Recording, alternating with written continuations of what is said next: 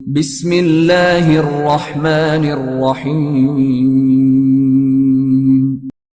इक़रा बिस्मि रब्बिकल्लज़ी खलक़।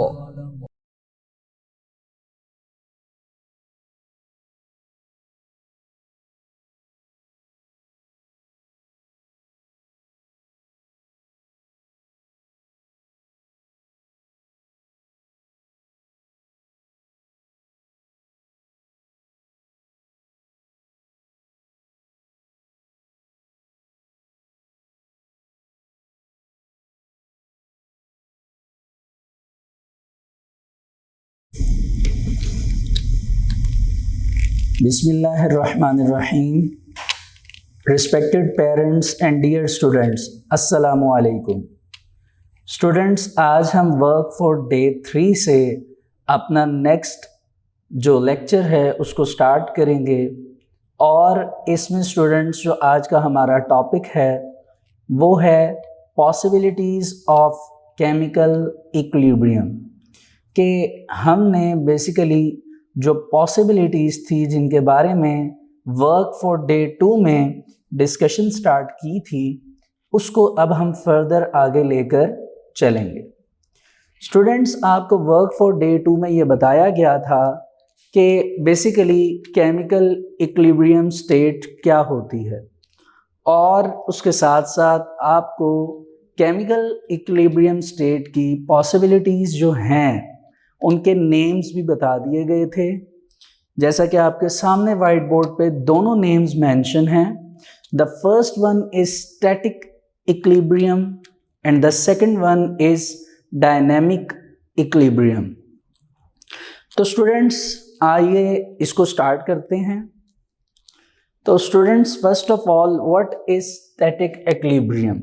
देखिए, the word static refers to rest. हमने hopefully physics में ये चीज़ पढ़ी है कि स्टैटिक का मतलब क्या होता है? रेस्ट, ठीक है। और यहाँ पे डायनेमिक का मतलब क्या होगा? मोशन। डायनेमिक का क्या मतलब होगा? मोशन। इट मीन्स डैट इस टॉपिक में हम ये समझने जा रहे हैं कि जब एक इक्विलिब्रियम स्टेट बनती है तो उसकी दो पॉसिबिलिटीज़ हो सकती हैं। यानी जब इक्विलिब्रियम होगा किसी केमिकल रिएक्शन में तो दो तरह की स्टेट्स आ सकती हैं उस केमिकल रिएक्शंस की, या दो तरह की वो पॉसिबिलिटीज़ बन सकती हैं। पहली तो जो पॉसिबिलिटी है वो ये हो सकती है कि जिस केमिकल रिएक्शन में इक्विलिब्रियम आया है वो इक्विलिब्रियम स्टैटिक होगा, और दूसरी पॉसिबिलिटी क्या है कि वो इक्विलिब्रियम डायनेमिक होगा, ठीक है। फिर मीनिंग की बेस पर देखा जाए तो जो स्टैटिक इक्विलिब्रियम होगा इट मींस दैट वो इक्विलिब्रियम रेस्ट पोजीशन में आना स्टार्ट हो जाएगा और रेस्ट पे चला जाएगा, यानी जो भी रिएक्शन होगा वो रेस्टिंग फेज में आ जाएगा, ठीक है। जबकि डायनेमिक इक्विलिब्रियम में वो रिएक्शन कॉन्टिन्यूसली मूव करता रहेगा, कॉन्टिन्यूसली मोशन करता रहेगा। That is basically the concept of chemical equilibrium states and its possibilities। तो अब देखते हैं कि स्टैटिक इक्विलिब्रियम से क्या मुराद है, फर्दर इसमें हम क्या एडिशंस कर सकते हैं। तो वो कहता है कि फॉर एग्जांपल आपके पास अगर एक रिएक्शन है और अगर वो प्रोसीड हो रहा था, या बेसिकली लिख लीजिए कि अगर एक रिएक्शन है और वो कॉन्टिन्यूसली चल रहा था लेकिन कॉन्टिन्यूसली चलते हुए वो बीच में सीज हो गया। सीजिस का वर्ड यूज किया गया बुक में, ठीक है। एक रिएक्शन था, वो कॉन्टिन्यूसली चल रहा था लेकिन कुछ देर के बाद वो सीज हो गया। सीज का मतलब क्या होता है स्टूडेंट्स? रुकना, कि चलते चलते वो रुक गया। तो बेसिकली इस तरह के रिएक्शंस को हम क्या नाम देंगे कि उनके पास कौन सी स्टेट आ चुकी है कि वो बेसिकली स्टैटिक इक्विलिब्रियम की स्टेट पर आ गए हैं, ठीक है। और बेसिकली ये फिजिकली तौर पे एज अ फिजिकल फिनोमिना के तौर पे हमें ये चीज़ नज़र भी आती है, ठीक है। अच्छा, इसकी एग्जांपल समझने के लिए ज़रा देखिए। फॉर एग्जांपल मैं आपको ये कहता हूँ कि एक बिल्डिंग है और वो बिल्डिंग अपनी जगह पर खड़ी है। बिल्डिंग, आप कोई भी बिल्डिंग जो है वो इमेजिन कर लीजिए, अब वो बिल्डिंग जो है बेसिकली अगर आप देखें तो अगर उसकी मैन्युफैक्चरिंग की तरफ जाया जाए तो हमें पता चलता है कि रॉ मटेरियल उस बिल्डिंग को बनाने के लिए इस्तेमाल किया गया। फॉर एग्ज़ाम्पल उसमें ईंटों का इस्तेमाल हुआ, ठीक है, उसमें मसाले का इस्तेमाल हुआ। ये तमाम चीज़ों को मिलाकर एक यूनिटी की बेस पे एक दीवार बनी, एक वॉल बनी, फिर दूसरी वॉल बनी, फिर तीसरी, करते करते आपके पास 4 वॉल्स बन गई।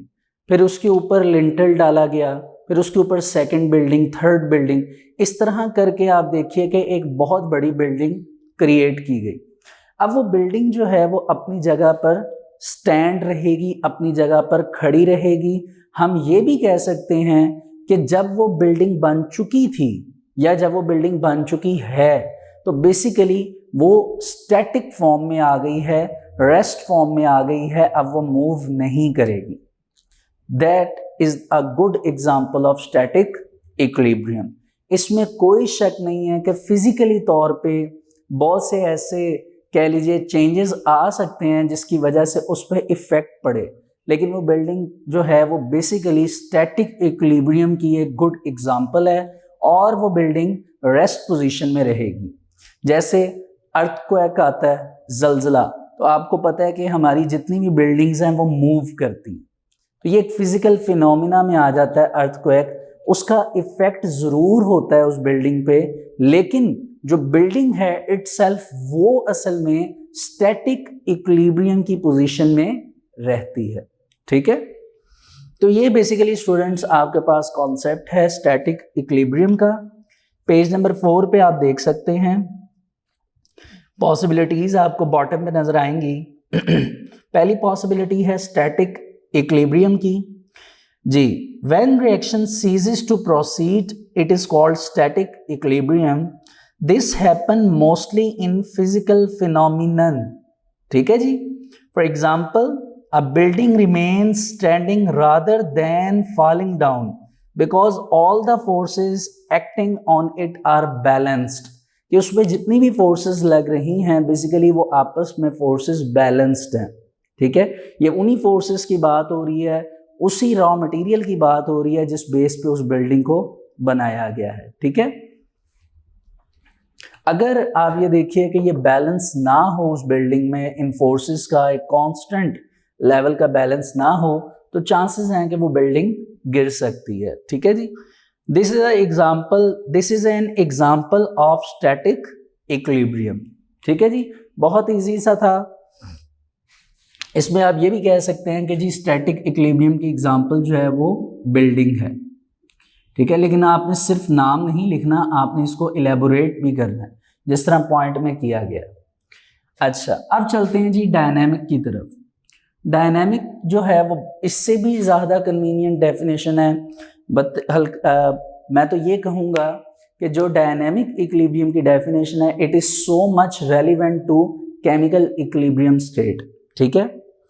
अब डायनेमिक का मतलब जैसा कि बताया गया कि मोशन है, इट मीन्स डैट कि डायनेमिक इक्विलिब्रियम में रिएक्शन स्टॉप नहीं होगा। तो हम यूँ कहेंगे when a reaction does not stop, when a reaction does not stop, when a reaction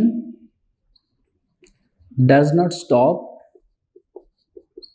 तो क्या होगा, जो द रेट ऑफ जो फॉरवर्ड रिएक्शन है हमारे पास, the rate of forward reaction is the same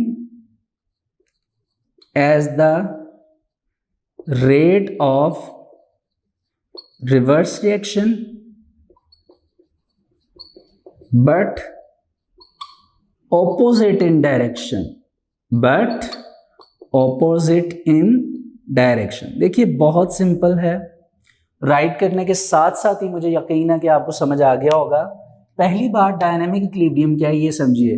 उसने कहा कि when a reaction does not stop, कि जब रिएक्शन नहीं रुकेगा, जब रिएक्शन नहीं रुकेगा इट मीन्स दैट वो रिएक्शन किस में है, मोशन में। तो रिएक्शन जो हो रहा होता है उसमें डायरेक्शंस हमारे पास दो तरह की होती हैं, एक फॉरवर्ड रिएक्शन और एक रिवर्स रिएक्शन। तो क्या होगा कि फॉरवर्ड और रिवर्स रिएक्शन का रेट इक्वल होने की कोशिश करेगा, सेम होने की कोशिश करेगा। जब वो रेट सेम होगा तभी बेसिकली वो क्या कहलाएगा, इक्विलिब्रियम। लेकिन ये बात हमें पहले से पता है कि हमेशा इनकी जो डायरेक्शन होती है फॉरवर्ड और रिवर्स की, वो क्या होती है? ऑपोजिट। ठीक हो गया जी। तो हम ये भी कह सकते हैं कि डायनेमिक इक्विलिब्रियम में रिएक्शन जो है वो इक्विलिब्रियम स्टेट पे तो आ जाएगा कि जितने फॉरवर्ड रिएक्शन का रेट बढ़ रहा है और आपकी प्रोडक्ट बन रही हैं, उसी रेट से रिवर्स रिएक्शन हो रहा होगा, यानी प्रोडक्ट जो है वो दोबारा रिएक्टेंट्स बना रही होंगी। ये यहाँ पे हम इसको नाम देंगे इक्विलिब्रियम। लेकिन क्योंकि ये एक स्पेसिफिक लेवल से कॉन्टिन्यूसली होता जाएगा, ये रिएक्शन कॉन्टिन्यूसली चलता रहेगा, दैट्स वाई इसको हम नाम देंगे डायनेमिक इक्विलिब्रियम। ठीक हो गया जी। तो स्टूडेंट्स ये आपके पास सेकंड पॉइंट है डायनेमिक इक्विलिब्रियम का। आप इसको रीड खुद कर लीजिएगा क्योंकि मैंने डेफिनेशन तकरीबन सेम डेफिनेशन राइट कर दी है। ठीक है। अच्छा, लास्ट में आप देखिए लिखा हुआ है एट डायनेमिक इक्विलिब्रियम स्टेट। उन्होंने रेट लिख के दिखाए हैं, rate of forward reaction is equal to rate of reverse reaction. ठीक है। ये इतनी कोई रॉकेट साइंस नहीं है जिसको मैं दोबारा मेंशन करूं या कॉपी करूं, वो आपको वैसे भी समझ आ रहा है कि रेट ऑफ फॉरवर्ड रिएक्शन किसके इक्वल होता है? Rate of reverse reaction. अच्छा जी, आगे चलते हैं। देखिए आगे पेज नंबर 5 पे आपके पास अब बात स्टार्ट होती है ग्राफ की। जैसा कि आपको वर्क फॉर डे 2 में बताया गया था कि हम जो लॉन्ग क्वेश्चन कर रहे थे, उस लॉन्ग क्वेश्चन का बेसिकली हमारा आधे से ज़्यादा पोर्शन कवर हो गया था, लेकिन अभी उसमें हमने ग्राफ की एडिशन करनी थी। तो आइए आज उस ग्राफ की एडिशन करके इस लॉन्ग क्वेश्चन को कंप्लीट करते हैं और ग्राफ के बारे में सीखते हैं कि बेसिकली ग्राफ में क्या बात हो रही है।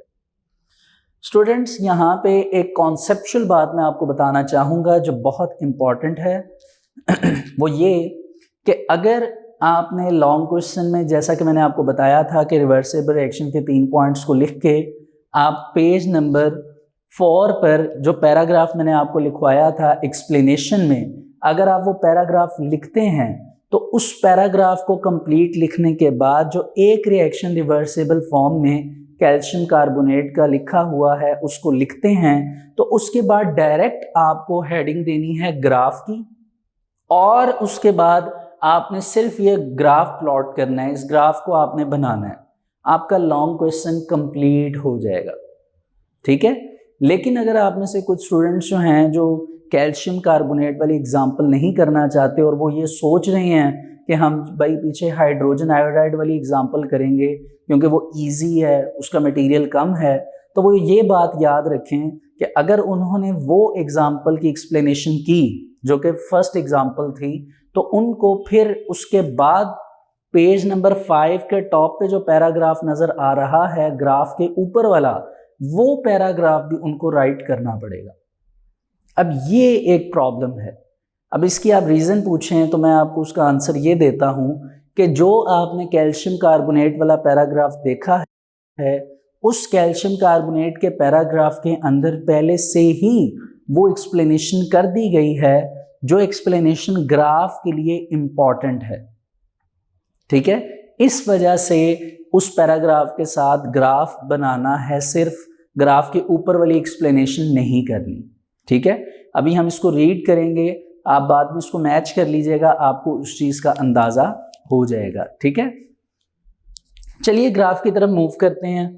ग्राफ बनाने में आप बेहतर जानते हैं, मैथमेटिक्स में हम एक्स एंड वाई एक्सिस में 2 लाइन ड्रॉ करते हैं और उनको आपस में इंटरसेक्ट करते हैं। उसके बाद स्टूडेंट्स हमारे पास यहाँ पे देखिए रिएक्शन जो है वो फॉर एग्जांपल यहाँ से स्टार्ट हुआ है। ठीक है।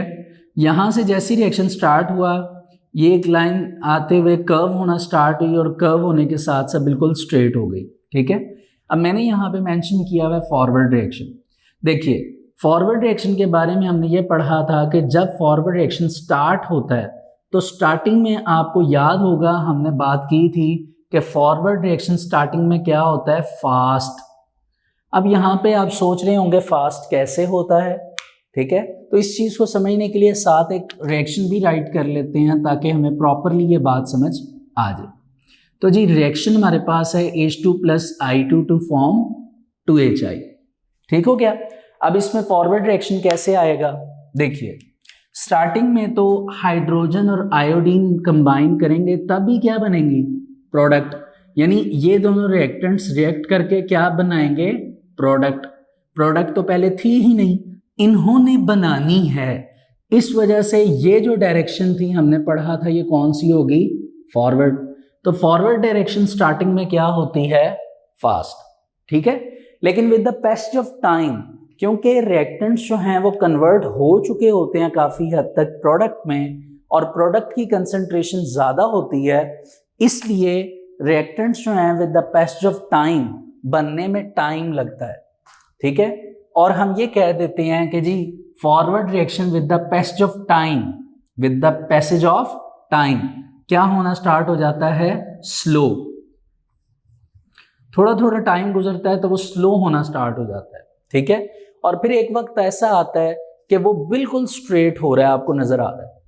अब आप ये देखिए कि यहां से लेके फॉर एग्जांपल यहां तक रिएक्शन फास्ट था, इसके बाद यहां से लेके यहां तक आप कह लीजिए रिएक्शन स्लो हुआ, और फिर ये बिल्कुल स्ट्रेट लाइन का मतलब ये है कि फॉरवर्ड रिएक्शन किस तरफ जाने की कोशिश कर रहा है, इक्विलिब्रियम। लेकिन सवाल ये है कि वो इक्विलिब्रियम बनाएगा किसके साथ। तो जाहिर सी बात है फॉरवर्ड रिएक्शन ने रिवर्स रिएक्शन के साथ कंबाइन होना है, तब ही rate of forward reaction equal होगा रिवर्स रिएक्शन के, और क्या चीज आएगी, इक्विलिब्रियम। तो रिवर्स रिएक्शन के बारे में समझते हैं। फिर देखिए रिवर्स रिएक्शन यहां से स्टार्ट हुआ। रिवर्स रिएक्शन का मतलब है कि प्रोडक्ट ने क्या बनाने हैं, रिएक्टेंट्स। तो आप ये बेहतर जानते हैं कि स्टार्टिंग में जब प्रोडक्ट ने रिएक्टेंट्स बनाने हैं, तो रिएक्टेंट्स बनाने के लिए प्रोडक्ट की कंसंट्रेशन स्टार्टिंग में क्या होगी, स्लो। तो हम कहेंगे कि स्टार्ट में रिवर्स रिएक्शन जो होता है वो नेग्लिजिबल होता है। अब ये एक न्यू वर्ड है आपके लिए, नेग्लिजिबल। नेग्लिजिबल का मतलब होता है स्टूडेंट्स बराए नाम, कोई चीज़ जो कंसंट्रेशन या मिकदार में बहुत कम हो उसको नेग्लिजिबल कहा जाता है, लेकिन वो उस मिकदार में बेशक बहुत कम हो लेकिन इम्पॉर्टेंट हो, दैट्स वाई हम ये एक इम्पॉर्टेंट टर्म इनके लिए यूज़ करते हैं, ठीक है। फिर थोड़ी देर गुजरती है, थोड़ा टाइम पास होता है, प्रोडक्ट की कंसंट्रेशन ज़्यादा होना शुरू हो जाती है, तो फिर वो दोबारा जो है वो क्या बनाना शुरू कर देते हैं, रिएक्टेंट्स। तो with the passage of time क्या होता है कि रिवर्स रिएक्शन क्या स्टार्ट हो जाता है, फास्ट, ठीक है। आपको नजर आ रहा होगा कि फॉरवर्ड और रिवर्स रिएक्शन की जो अभी हमें कंडीशंस नजर आ रही हैं वो ऑपोजिट है। कैसे, स्टार्टिंग में फॉरवर्ड रिएक्शन फास्ट था, जबकि स्टार्टिंग में रिवर्स रिएक्शन नेग्लिजिबल था, बहुत कम था। इसको आप समझें कैसे, स्टार्टिंग में रिएक्टेंट्स ने रिएक्ट करके प्रोडक्ट बनाई तो फॉरवर्ड रिएक्शन फास्ट था, लेकिन प्रोडक्ट जो है वो कम मिकदार में बहुत स्लोली जो है वो कोशिश कर रहे थे कि रिएक्टेंट्स बना सके, तो स्टार्टिंग में वो उनकी कंसंट्रेशन क्या हो गई, नेग्लिजिबल, ठीक है। थोड़ा सा टाइम गुजरा तो बहुत से रिएक्टेंट्स प्रोडक्ट में कन्वर्ट हो चुके थे, तो थोड़ी वक्त के बाद मीन टू से कि जो फॉरवर्ड रिएक्शन है वो क्या होना शुरू हो जाएगा, स्लो, क्योंकि सारे रिएक्टेंट्स कन्वर्ट हो चुके होंगे। और इधर क्या होगा कि इधर क्योंकि प्रोडक्ट की कंसंट्रेशन बहुत ज़्यादा हो चुकी होगी, तो प्रोडक्ट दोबारा बना रहे होंगे जल्दी जल्दी से रिएक्टेंट्स, जिस वजह से with the passage of time reverse reaction की कंडीशन क्या हो गई होगी, फास्ट, सॉरी स्पीड क्या हो गई होगी, फास्ट। फिर एक वक्त ऐसा आया स्टूडेंट्स, एक वक्त ऐसा आया कि जितनी कंसंट्रेशन से फॉरवर्ड रिएक्शन चल रहा था उतनी कंसंट्रेशन से रिवर्स रिएक्शन चला, और एक वक्त आया यहाँ से जहाँ से ये लाइन स्ट्रेट हो रही है कि ये दोनों रेट जो थे वो एक दूसरे के क्या हो गए, इक्वल हो गए। यानी rate of forward reaction equal हो गया रेट ऑफ रिवर्स रिएक्शन के, और क्या एस्टैब्लिश हो गया, इक्विलिब्रियम। क्या एस्टैब्लिश हो गया, इक्विलिब्रियम। अब सवाल ये है कि कौन सा इक्विलिब्रियम एस्टैब्लिश हुआ, तो वो हम स्टार्ट में पढ़ कर आए हैं अभी कि या तो वो स्टैटिक इक्विलिब्रियम होगा या डायनामिक इक्विलिब्रियम होगा, जो कि बेसिकली इक्विलिब्रियम की पॉसिबिलिटीज हैं। ठीक हो गया जी। तो ये असल में आपका ग्राफ था, थोड़ा सा कह लीजिए डिफिकल्ट है, लेकिन अगर आप इसको रीड करें तो इट इज़ क्वाइट सिंपल, ठीक है। चलिए, अब जिन्होंने मेरे साथ सेकंड एग्जाम्पल की थी उनका तो लॉन्ग कंप्लीट हो गया, लेकिन जो बच्चे फर्स्ट एग्जाम्पल कर रहे थे वो काइंडली इस डायग्राम के टॉप पे जो पैराग्राफ है उसको रीड करें और उसको राइट कर लें, ठीक है। अच्छा जी स्टूडेंट्स, अब पेज नंबर 5 पे ग्राफ के नीचे दोबारा से हाइड्रोजन आयोडाइड की बात एक्सप्लेन की गई है। तो बेसिकली उसकी एक्सप्लेनेशन में दोबारा वही बातें ऐड की गई हैं जो कि हमने कैल्शियम कार्बोनेट वाली एग्जांपल में पढ़ी थी। तो वो सिर्फ आपने थॉरली रीड कर लेना है। अगर आप ये पेज नंबर 5 थॉरली रीड करेंगे अच्छी तरह तो आपको ये ग्राफ भी अच्छी तरह समझ आ जाएगा, ठीक है। चलिए अब हम आगे चलते हैं और इसके साथ ये मैं आपको बताता चलूं कि हमारे एक्सटेंसिव क्वेश्चंस में से जो पहला लॉन्ग क्वेश्चन था वो अल्हम्दुलिल्लाह यहाँ तक कंप्लीट हो चुका है। तो आगे स्टूडेंट्स पेज नंबर 6 पे एक बहुत ही इंपॉर्टेंट लेकिन बहुत ही इजी सा क्वेश्चन है। उसकी बेसिक हेडिंग में यहाँ पे राइट कर रहा हूँ। हेडिंग है जी macroscopic characteristics of forward and reverse reaction. थोड़ी लेंथी हेडिंग है लेकिन इजी है, ठीक है। कैरेक्टरिस्टिक्स का मतलब क्या है जी? खसूसियात, ठीक है। फॉरवर्ड एंड रिवर्स रिएक्शन की जो प्रॉपर्टीज हैं, मैक्रोस्कोपिक से मुराद यहाँ पे क्या होगा कि जो इंपॉर्टेंट प्रॉपर्टीज हैं उनकी हम डिस्कशन करने जा रहे हैं, ठीक है। एक वर्ड माइक्रोस्कोपिक होता है और एक मैक्रोस्कोपिक होता है, इनमें डिफरेंस होता है, ठीक है। ये डिफरेंस जो है अगर बायोलॉजी की टर्म से देखा जाए तो कुछ और है, केमिस्ट्री की टर्म से अगर हम इसे देखें तो कुछ और है। तो केमिस्ट्री की टर्म की बेस पे देखा जाए तो यहाँ पे इसका मतलब ये है कि जो इम्पॉर्टेंट प्रॉपर्टीज़ हैं, बड़ी प्रॉपर्टीज़ जो कि हमें नज़र आ रही हैं होते हुए, परफॉर्म होते हुए फॉरवर्ड एंड रिवर्स रिएक्शन की, वो हम यहाँ पे डिस्कस करने जा रहे हैं। अगर आपने ग्राफ के बारे में अच्छी तरह सुना है जो मैंने आपको भी बताया है ड्यूरिंग लेक्चर, तो होपफुली ये कैरेक्टरिस्टिक्स को जैसे ही मैं रीड करूँगा, मेरे रीड करने पे इंशाल्लाह ये आपको याद हो जाएंगी, ठीक है। तो आइए इन्हें स्टार्ट करते हैं जी। फॉरवर्ड रिएक्शन के बारे में क्या लिखा हुआ है देखिएगा। It is a reaction in which reactants react to form product. Form का मतलब बनाना। फॉरवर्ड रिएक्शन क्या होता है? जिसमें रिएक्टेंट्स रिएक्ट करके फॉर्म प्रोडक्ट यानी प्रोडक्ट बनाते हैं, ठीक है। रिवर्स के बारे में क्या लिखा है? It is a reaction in which products react to produce reactants. जिसमें प्रोडक्ट जो होती हैं वो रिएक्ट करके दोबारा क्या पैदा करती हैं? रिएक्टेंट्स। प्रोड्यूसेस पैदा करना, क्रिएट करना, ठीक है। दूसरी बात, फॉरवर्ड रिएक्शन के बारे में लिखा हुआ है it takes place from left to right, कि हमेशा ये उल्टी साइड से स्टार्ट होता है फॉरवर्ड रिएक्शन और राइट साइड पे जाता है, ये इसकी डायरेक्शन है। और फिर जाहिर सी बात है रिवर्स में क्या लिखा होगा कि वो राइट से किस तरफ जाता है? लेफ्ट की तरफ। अच्छा जी, थर्ड पॉइंट है स्टूडेंट्स फॉरवर्ड का कि एट इनिशियल स्टेज, इनिशियल का मतलब स्टार्टिंग स्टेज पर क्या होगा फॉरवर्ड रिएक्शन में कि rate of forward reaction is very fast. यही मैंने आपको ग्राफ में भी बताया था कि स्टार्टिंग में यानी बिगिनिंग में, इनिशियल स्टेज में रेट ऑफ फॉरवर्ड रिएक्शन क्या होता है? फास्ट। क्यों? रिएक्टेंट्स की कंसंट्रेशन ज्यादा होती है, उन्होंने प्रोडक्ट बनानी होती है, तो डायरेक्शन फॉरवर्ड आ रही होती है। फॉरवर्ड डायरेक्शन जो है वो स्टार्टिंग में फास्ट होती है, तो रिएक्शन भी क्या होता है? फास्ट होता है। लेकिन रिवर्स में क्या है? कहता है इन द बिगिनिंग, आगाज में ही the rate of reverse reaction is negligible. यही मैंने आपको ग्राफ में भी बताया कि रिवर्स रिएक्शन स्टार्टिंग में नेग्लिजिबल होता है, बराए नाम होता है। क्यों? क्योंकि स्टार्टिंग में अभी इतनी प्रोडक्ट नहीं बनी होती कि वो रिएक्टेंट में कन्वर्ट करें और रिवर्स डायरेक्शन आ सके, ठीक है। फिर फॉरवर्ड का लास्ट पॉइंट है जी it slows down gradually. Gradually का मतलब क्या होता है जी? ग्रेजुअली का मतलब होता है रफ्ता रफ्ता, कि रफ्ता रफ्ता क्या होता है कि ये स्लो डाउन होना शुरू हो जाता है। स्लो डाउन यानी हल्का स्टार्ट होना शुरू हो जाता है, क्योंकि अब उसकी कंसंट्रेशन चेंज हो जाती हैं। जबकि रिवर्स के बारे में क्या लिखा हुआ है जी? इट स्पीड अप्स ग्रेजुअली, कि रफ्ता रफ्ता इसकी स्पीड जो है वो क्या हो जाती है? फास्ट हो जाती है। तो जब ये काम होता है तो इसके बाद स्टूडेंट्स बेसिकली आपका क्या स्टैब्लिश होता है, इक्विलिब्रियम।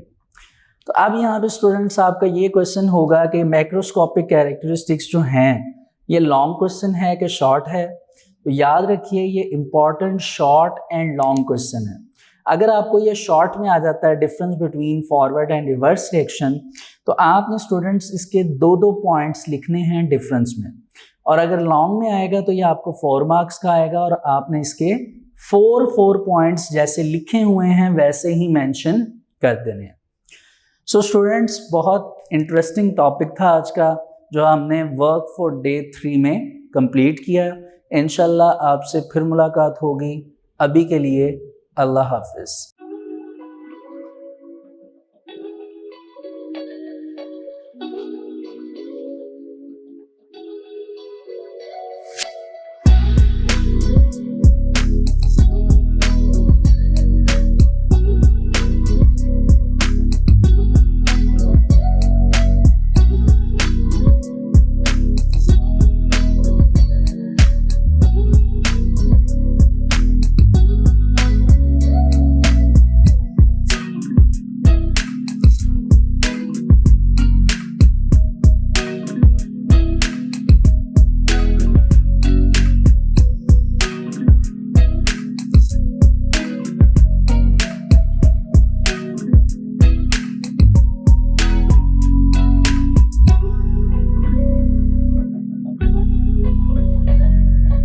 बिस्मिल्लाहिर्रहमानिर्रहीम। Respected parents and dear students, अस्सलामु अलैकुम।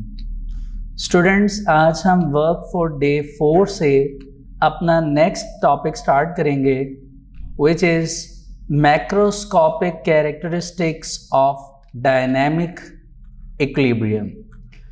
स्टूडेंट्स आपको याद होगा कि हमने अपने प्रीवियस लेक्चर में प्रॉपरली डिस्कशन की थी relevant to the possibilities of chemical reaction, ठीक है, या chemical equilibrium reaction और state।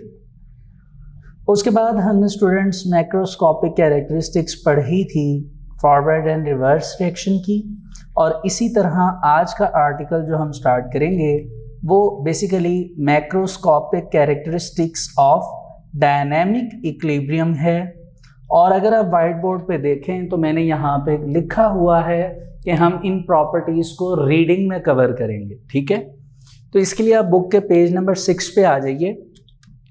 आपको कैरेक्टरिस्टिक्स लिखी हुई नज़र आ रही होंगी। बहुत इम्पॉर्टेंट कैरेक्टरिस्टिक्स हैं because it is a very important long question, ठीक है। आइए इन्हें स्टार्ट करते हैं। A few important characteristic features of dynamic equilibrium are given below, ठीक है जी। पहला देखते हैं जी क्या फीचर है, क्या प्रॉपर्टी है। An equilibrium is achievable only in a close system. Achievable का मतलब क्या होता है जी, हासिल होना। यानी पहला पॉइंट वो ये समझा रहे हैं कि अगर आपने इक्विलिब्रियम लाना है किसी भी केमिकल रिएक्शन के लिए तो उसके लिए आपको फ्लास्क को क्लोज करना पड़ेगा। और ये हमने अच्छी तरह पढ़ा था लॉन्ग क्वेश्चन में कि अगर फ्लास्क ओपन होगी तो जो रिएक्टेंट से प्रोडक्ट्स बनेंगी वो प्रोडक्ट में अगर कोई ऐसी प्रोडक्ट हुई जो गैस है तो वो बेसिकली क्या कर जाती है, हवा में रिमूव हो जाएगी, या आप यूँ कह लीजिए कि आपकी फ्लास्क से एस्केप हो जाएगी, निकल जाएगी, ठीक है। सो ब्रैकेट में उन्होंने क्या मेंशन किया जी कि in which substances can neither leave nor enter, जिसमें ना तो कोई चीज़ आप ऐड करवा सकें ना तो कोई चीज़ आप रिमूव करवा सकें, ऐसी क्लोज फ्लास्क में आप रिएक्शन अगर करवाएंगे तब ही आपका बेसिकली डायनामिक इक्विलिब्रियम जो है वो इस्टेब्लिश होगा। दूसरी बात वो अगर आप गौर करें तो आपको फील होगा कि ये डायनामिक इक्विलिब्रियम स्टेट की डेफिनेशन है जी। बहरहाल at equilibrium state a reaction does not stop, ये हमें भी पता है कि रिएक्शन रुकता नहीं है, बल्कि फॉरवर्ड एंड रिवर्स रिएक्शंस जो हैं keep on taking place. Keep on मतलब चलते रहते हैं एट द सेम रेट, यानी उनके रेट सेम होते हैं बट इन ऑपोजिट डायरेक्शन, लेकिन डायरेक्शन ऑपोजिट होती है। एक फॉरवर्ड होती है आगे की तरफ, तो दूसरी रिवर्स होती है पीछे की तरफ। नेक्स्ट पॉइंट है स्टूडेंट्स, एट इक्विलिब्रियम स्टेट पर the concentration of reactants and products do not change. उनकी कंसंट्रेशंस को आप चेंज नहीं कर सकते, ठीक है, जो उनकी मिकदार होती है जो आप लेंगे वो। इवन फिजिकल प्रॉपर्टीज जो हैं, जो उनकी फिजिकली तौर पे नजर आने वाली प्रॉपर्टीज हैं, लाइक कलर, उनका रंग, डेंसिटी, उनका वेट, ये वो चीजें होती हैं जो फिजिकली तौर पे जिनको हम मेजर कर सकते हैं। कहता है रिमेन द सेम, ये भी एक जैसी ही रहती हैं, चेंज नहीं होती। जैसे मैं आपको यहाँ पे एक एग्जांपल देता हूँ, जब हमने हाइड्रोजन आयोडाइड की एग्जांपल पढ़ी थी, H2 + I2 to form 2HI, तो हमने उसमें क्या कहा था जी कि पर्पल कलर जो है वो किसका होता है, आयोडीन का, और वो चेंज नहीं होता। चेंज नहीं होता से मुराद ये नहीं है कि वो ड्यूरिंग रिएक्शन चेंज नहीं होगा। इट मीन्स डैट कि पर्पल है तो वो पर्पल ही रहेगा। हमने पढ़ा था रिएक्शन में कि जब प्रोडक्ट्स बनती थी तो राउंड बॉटम फ्लास्क जो है वो कलरलेस हो जाती थी, क्योंकि प्रोडक्ट में हाइड्रोजन आयोडाइड बनता था जो कि कलरलेस होता था। ऐसे ही है ना। और लेकिन जब रिवर्स रिएक्शन होता था तो हाइड्रोजन भी बन जाती थी और आयोडीन भी बन जाती थी। वो जैसे ही आयोडीन बनती थी तो हमें उसका फिजिकली कैरेक्टर जो है, उसका कलर, वो हमें उस राउंड बॉटम फ्लास्क में नजर आता था, ठीक है। तो बेसिकली वो पर्पल कलर पर्पल ही रहता था, यानी सेम रहता था। नेक्स्ट है जी कि an equilibrium state is attainable from either way, कि आप इक्विलिब्रियम स्टेट जो है उसको कहीं से भी राइट कर सकते हैं उसको बनाने के लिए। मतलब वो कहता है स्टार्टिंग फ्रॉम रिएक्टेंट्स और फ्रॉम प्रोडक्ट्स, कि आप रिएक्टेंट्स वाली साइड लिख लें या प्रोडक्ट वाली साइड लिख लें, आपका रिएक्शन इक्विलिब्रियम स्टेट पर आ ही जाएगा। इसके लिए मैं एक रिएक्शन साइड पे लिख देता हूँ। फॉर एग्जांपल आपने लिखा CaO + CO2 to form CaCO3, calcium oxide + carbon dioxide to form calcium carbonate. इस टाइम लेफ्ट साइड पे हमारे रिएक्टेंट्स हैं और राइट साइड पे क्या चीज़ है जी, प्रोडक्ट्स, और रिएक्शन क्या हो चुका है, इक्विलिब्रियम स्टेट पर आ चुका है।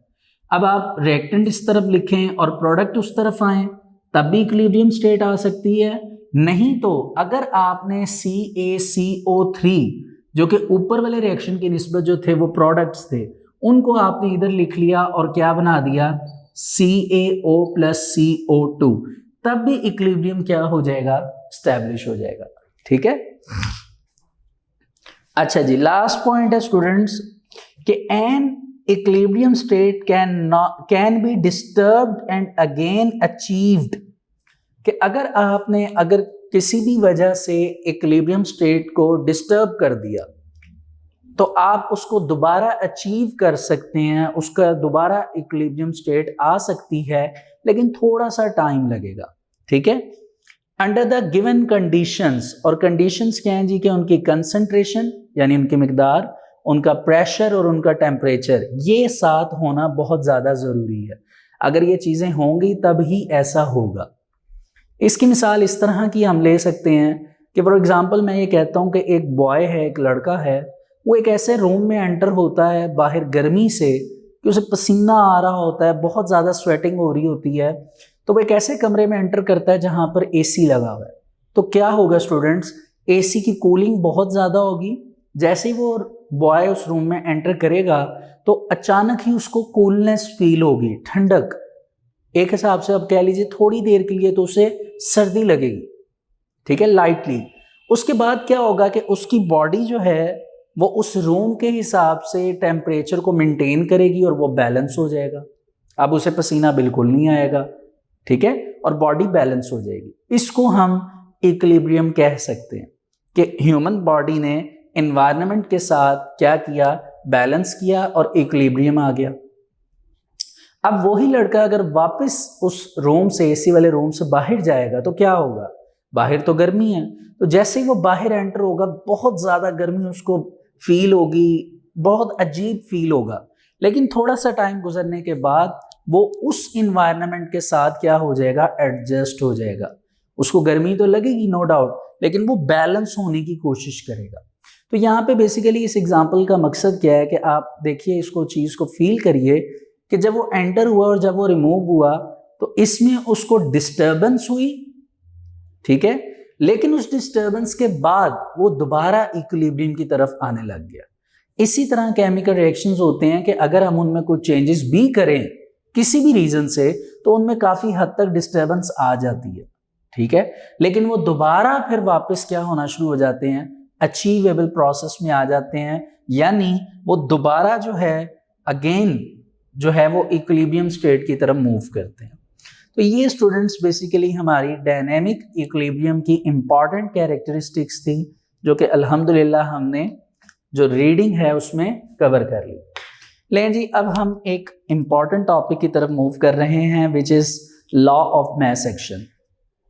देखिए, लॉ ऑफ मास एक्शन इस चैप्टर का इतना इंपॉर्टेंट क्वेश्चन है कि अगर हम इसे अच्छी तरह समझेंगे तभी हम एलिजिबल होंगे और एक्सरसाइज के 4 न्यूमेरिकल्स को और इंटरनल जो एग्जाम्पल्स हैं 3 या 4 हैं, आई थिंक सो 3 एग्जाम्पल्स हैं, तो तब ही हम एलिजिबल होंगे इन न्यूमेरिकल्स को परफॉर्म करने के लिए।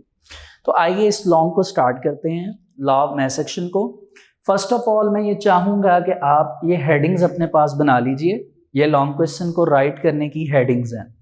फर्स्ट ऑफ ऑल हम देखेंगे कि लॉ ऑफ मास एक्शन को प्रपोज्ड किसने किया, लॉ ऑफ मास एक्शन के बारे में किन्होंने बताया, उनका इंट्रोडक्शन, फिर इसकी स्टेटमेंट आएगी क्योंकि हमेशा लॉ की स्टेटमेंट होती है, ठीक है, फिर कुछ यूनिट्स हम लिखेंगे, फिर हम इसका एक्सप्रेशन लिखेंगे कि लॉ ऑफ मास एक्शन को हम कैसे एक्सप्रेस करवाते हैं, फिर एक एग्जाम्पल की तरफ मूव करेंगे और लास्ट पे फिर हम एक्सप्लेनेशन की तरफ जाएंगे।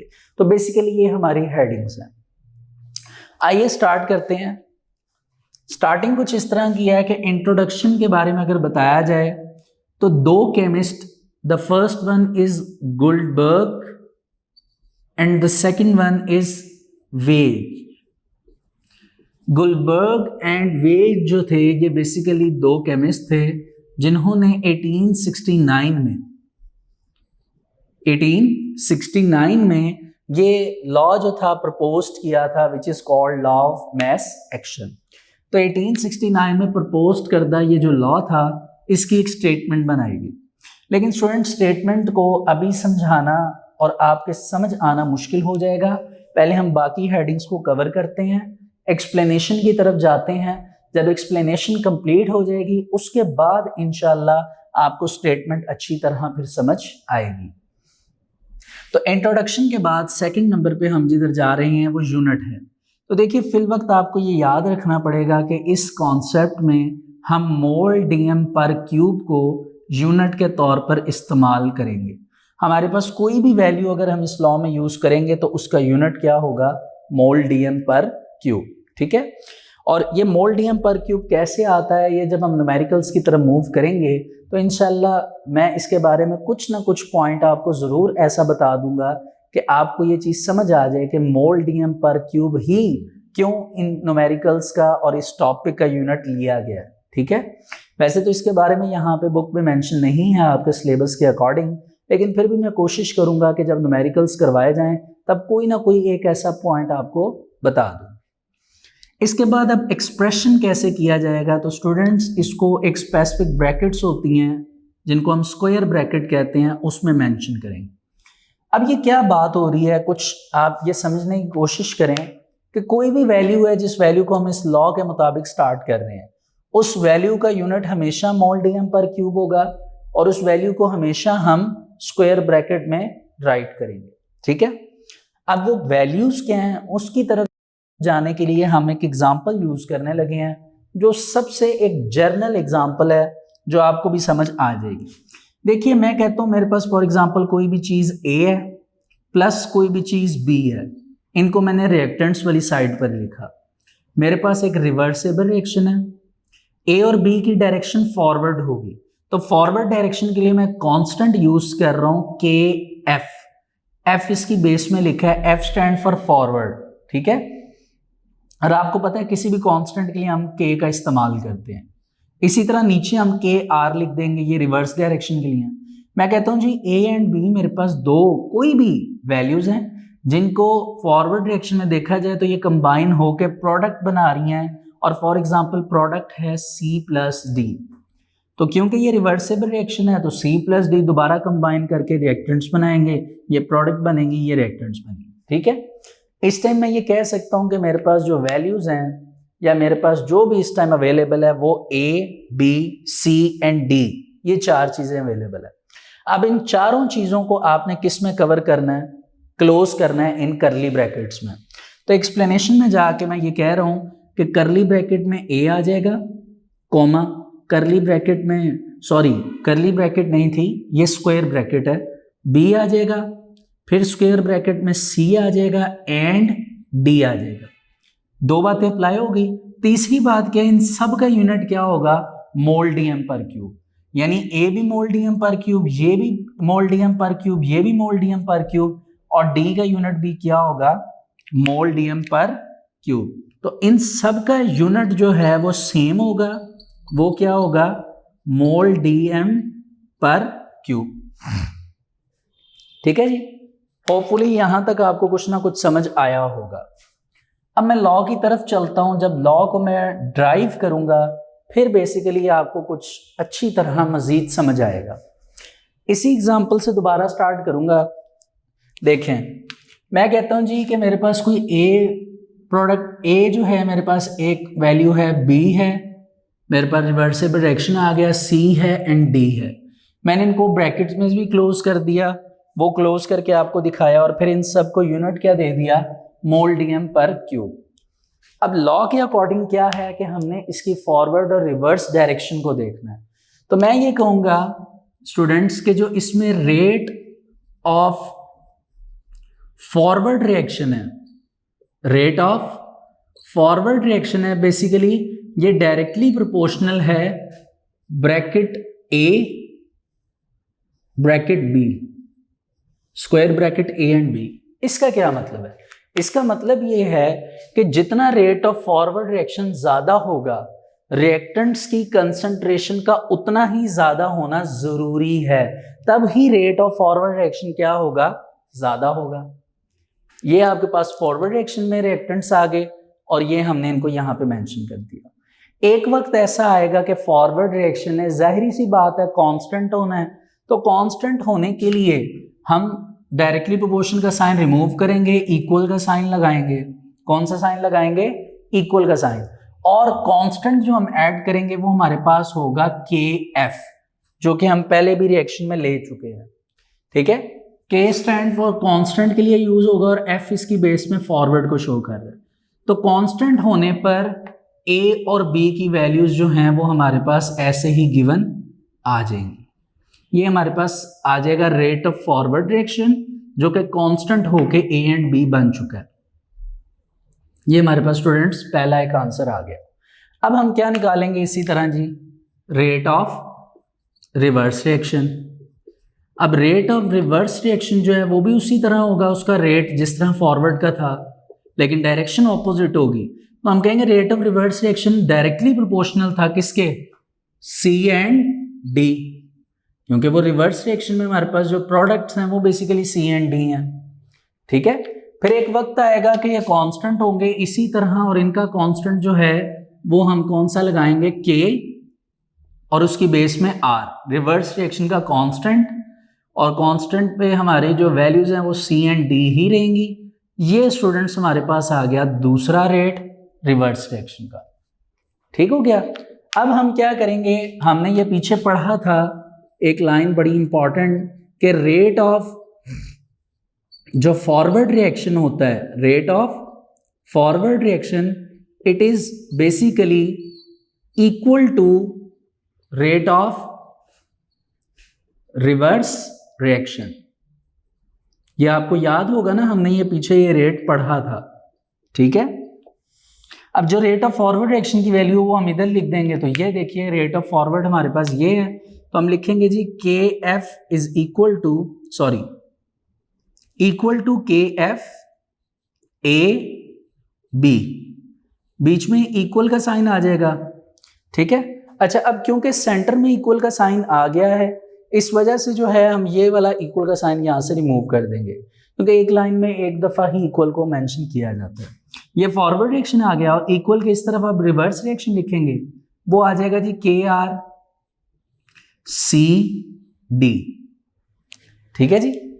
अच्छा, एक बात मैं यहाँ पे बताता चलूँ जो इम्पॉर्टेंट है, कि जब हमने A और B को एज अ रिएक्टेंट के तौर पर लिखा था और C एंड D को, तो इनके दरमियान प्लस का साइन था।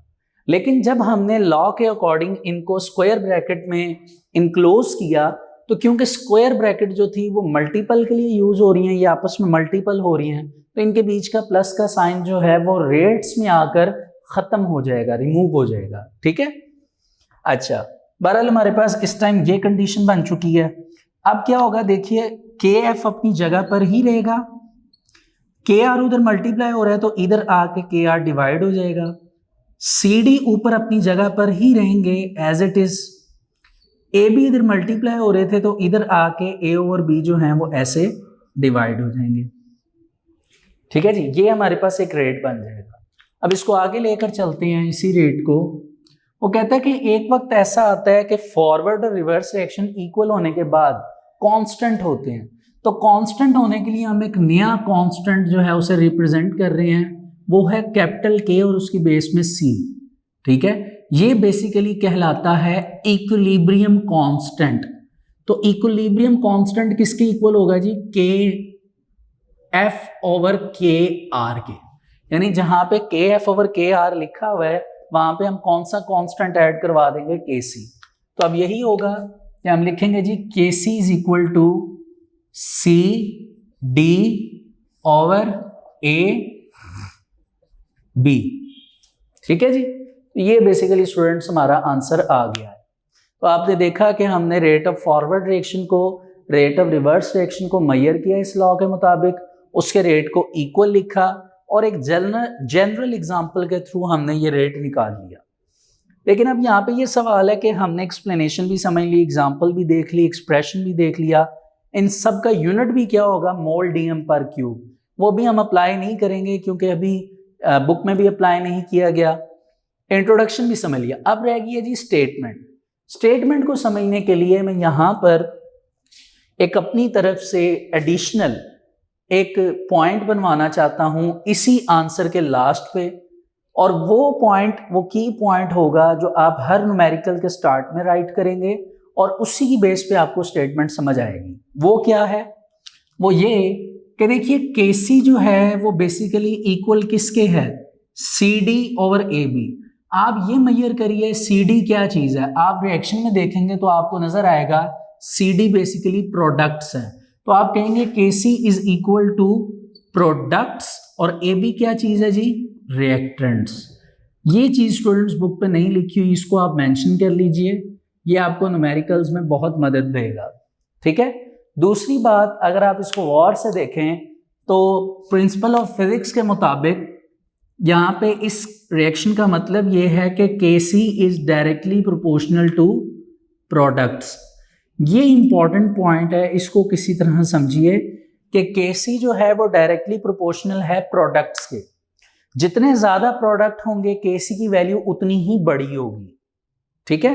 KC means equilibrium constant. मैं यहां पे लिख देता हूं, यहां पे इस KC का क्या मतलब है, इक्विलिब्रियम कांस्टेंट।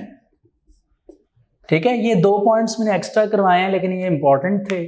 अभी जो लास्ट में बताया KC is directly proportional to products, के प्रोडक्ट जितने ज्यादा होंगे KC उतना ही ज्यादा उसका आंसर आएगा। इसी बेस पे बुक पे स्टेटमेंट लिखी है। आइए हम सिर्फ स्टेटमेंट को रीड करेंगे, बाकी जितना भी ये क्वेश्चन है वो आपको सारा बुक पे मेंशन हुआ नजर आएगा, उसकी हेडिंग्स में बनवा चुका हूँ, बुक पे आप उसको एक दफा खुद रीड करेंगे। तो स्टूडेंट्स पेज नंबर 6 के बॉटम पे आइए, law of math section. First lines जो है वो आपकी इंट्रोडक्शन है, उसको आप इंट्रोडक्शन में लिखेंगे। उसके बाद आगे आप स्टेटमेंट की हेडिंग बनाएं और उसको सुनिए। स्टेटमेंट यहां से स्टार्ट होगी, the rate at which a substance reacts is directly proportional to its active mass. Active mass का मतलब यहाँ पे कंसंट्रेशन है, यानी जो भी आपकी कंसंट्रेशन आप लेंगे किसी भी सब्सटेंस की, उसके डायरेक्टली प्रोपोर्शनल होगा रेट। तो आप ये देख सकते हैं कि जो रेट है फॉरवर्ड रिएक्शन का या रेट है रिवर्स रिएक्शन का, ये दोनों डायरेक्टली प्रोपोर्शनल हैं एक्टिव मास के। एक्टिव मास से मुराद यहाँ पे ABCD हैं। ABCD एक्टिव मासेस यानी कंसंट्रेशंस होंगी। हम नेक्स्ट टाइम इस रिएक्शन में ABCD की जगह कोई ऐसी वैल्यू ऐड कर सकते हैं जिसको हम न्यूमेरिकल वैल्यू कहेंगे, और वो ही हमारा एक्टिव मास कहलाएगा। ठीक है। And the rate of reaction is directly proportional to the products, यानी इसका जो रेट ऑफ रिएक्शन है वो किसके डायरेक्टली प्रोपोर्शनल होगा? प्रोडक्ट्स के, जो मैंने आपको लास्ट में बताया। ठीक है। किसके? Of the active message. Basically वो प्रोडक्ट्स में क्या मौजूद होंगे? एक्टिव मैसेज यानी कंसंट्रेशंस ऑफ द सब्सटेंस। ठीक है। और आगे यही लिखा हुआ है ऑफ द रिएक्टिंग सब्सटेंस। ये स्टूडेंट्स आपकी स्टेटमेंट हो जाएगी। इसके बाद थोड़ा सा आगे देखेंगे तो आपको अगली लाइन में यूनिट्स ऑफ मोल्डियम पर क्यूब लिखा हुआ नजर आएगा। इस वर्ड यूनिट्स को हेडिंग बना लें और सिर्फ मोल्डियम पर क्यूब आप लिखेंगे इसके यूनिट्स के पॉइंट में। फिर एक्सप्रेशन की हेडिंग बना लें और लास्ट पे छोटी सी एक लाइन लिखी है एक्सप्रेस्ड एज स्क्वायर ब्रैकेट्स, तो आप लिख दें it is expressed as square brackets. यहां तक आपकी बात हो गई। अगले पेज पे 7 पर पहली लाइन आप छोड़ देंगे, एग्जाम्पल की हेडिंग बनाएंगे और ये reaction A+B reverse reaction C+D लिखेंगे। उसके बाद एक्सप्लेनेशन की हेडिंग बनाएंगे और सपोज से लेके लास्ट तक जो आपको रेट लिखा हुआ नजर आ रहा है ये वाला कि ये KC is equal to CD/AB, यहाँ तक इसको कंप्लीट करेंगे। ये आपका इंपॉर्टेंट लॉन्ग क्वेश्चन है। आपको सिर्फ क्वेश्चन ये आएगा right a note on law of mass action, उसमें आपने ये सारी डिटेल लिखनी है, फिर जाके आपका ये लॉन्ग क्वेश्चन कंप्लीट होगा। सो स्टूडेंट्स, होपफुली टॉपिक इंटरेस्टफुल था, आपको इसमें काफ़ी कुछ सीखने को मिला होगा। इसको अच्छी तरह रीड करिए और हमारा आज जो वर्क फॉर डे 4 है अल्हम्दुलिल्लाह वो यहाँ तक कंप्लीट होता है। अपना ख्याल रखिए। अल्लाह हाफिज़।